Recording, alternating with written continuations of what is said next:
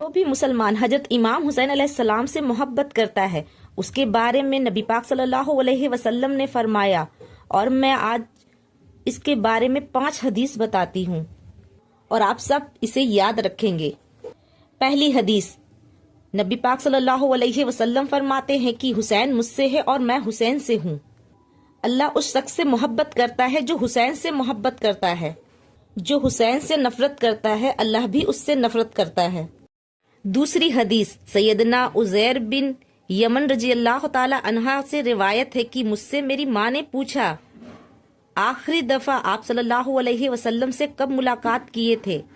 میں نے کہا کہ کافی عرصہ ہو گیا ہے، میری ان سے ملاقات نہیں ہوئی ہے۔ تو میری ماں نے کہا کہ اب کبھی جاؤ تو آپ صلی اللہ علیہ وسلم سے ملاقات کرو، ہمارے لیے دعا کرواؤ۔ میں مسجد پہنچا تو مغرب کی نماز آپ صلی اللہ علیہ وسلم کے پیچھے ملاقات کے انتظار میں بیٹھا رہا،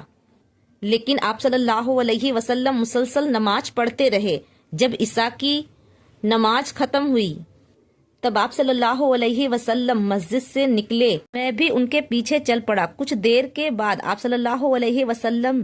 نے میری آواز سنی اور کہا کون، حذیفہ؟ میں نے کہا ہاں یا رسول اللہ، میں حذیفہ۔ حذیفہ بن یمن رضی اللہ تعالی عنہ نے دعا کروانے کے لیے کہتے اس سے پہلے آپ صلی اللہ علیہ وسلم نے کہا حذیفہ تجھے اور تیری ماں کو اللہ بخش دے، تم پر رحمت کرے۔ پھر آپ صلی اللہ علیہ وسلم نے فرمایا آج میرے پاس ایک فرشتہ آیا ہے جو اس دنیا میں پہلے کبھی نہیں آیا۔ اس فرشتے نے مجھ سے کہا کہ اللہ نے آپ کو سلام کہا ہے اور کہا آپ کے لیے خوشخبری ہے، جو آپ کی بیٹی فاطمہ سلام اللہ علیہ جنتی عورتوں کی سردار ہے، اور جو آپ کے بیٹے حسن اور حسین ہیں وہ جنتی نوجوانوں کے سردار ہے۔ تیسری حدیث، حضرت علی رضی اللہ تعالی عنہ فرماتے ہیں کہ میں ایک دفعہ رسول صلی اللہ علیہ وسلم کے پاس گیا اور میں نے دیکھا کہ آپ صلی اللہ علیہ وسلم کے آنکھوں سے آنسو بہہ رہے تھے۔ میں نے کہا کہ یا رسول اللہ آپ کو کس بات نے پریشان کیا ہے، آپ کیوں رو رہے ہو؟ تو آپ صلی اللہ علیہ وسلم نے فرمایا کہ ابھی ابھی حضرت جبریل علیہ السلام میرے پاس آئے تھے،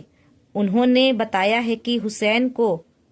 نہر فراق کے کنارے میں شہید کیا جائے گا۔ اور پھر آپ صلی اللہ علیہ وسلم نے فرمایا جبریل علیہ السلام یوں ہاتھ مار کے کربلا سے مٹی لا کر مجھے دکھایا اور کہا اس مٹی میں آپ کے حسین کا خون بہے گا، اور میں اس بات سے غمگین ہوں اور میں رو رہا ہوں۔ اور یہ بات سن کر حضرت علی رضی اللہ تعالی عنہ بھی رونے لگے۔ چوتھی حدیث، عبدل بن سداد رضی اللہ تعالی عنہ سے روایت ہے کہ آپ صلی اللہ علیہ وسلم نماز کے لیے مسجد میں تشریف لائے اور ساتھ میں حسن اور حسین کو بھی اپنے ساتھ لے کر آئے اور اپنے اس ایک جگہ پر بیٹھایا اور عشاء کی نماز کو شروع کیا، اور جیسے ہی سجدے میں گئے تو حسین اور حسن آپ صلی اللہ علیہ وسلم کے پیٹھ پر چڑھ گئے اور آپ صلی اللہ علیہ وسلم نے اپنے سجدے کو لمبا کر دیا، اور جب نماز ختم ہوئی تو ہم نے پوچھا یا رسول اللہ، ہمیں لگا کہ آپ نے سجدہ لمبا کر دیا، آپ کو کچھ ہو گیا ہے کیا؟ تب آپ نے فرمایا کہ جب میں نے محسوس کیا کہ حسن اور حسین دونوں میرے پیٹھ کے اوپر کھیل رہے ہیں، میں نے اس میں دخل دینا گوارا نہیں سمجھا، اور جب تک وہ دونوں تھک کر خود نہیں اتر گئے تو میں نے اپنا سجدہ لمبا کر دیا۔ اور یہ 5ویں حدیث، یہ حضرت انس بن مالک رضی اللہ تعالی عنہ سے روایت ہے کہ حسین کا سر کاٹ کر عبید ابن زیاد کے پاس لایا گیا، ایک تھال کے اوپر ان کے سر مبارک کو رکھ دیا گیا۔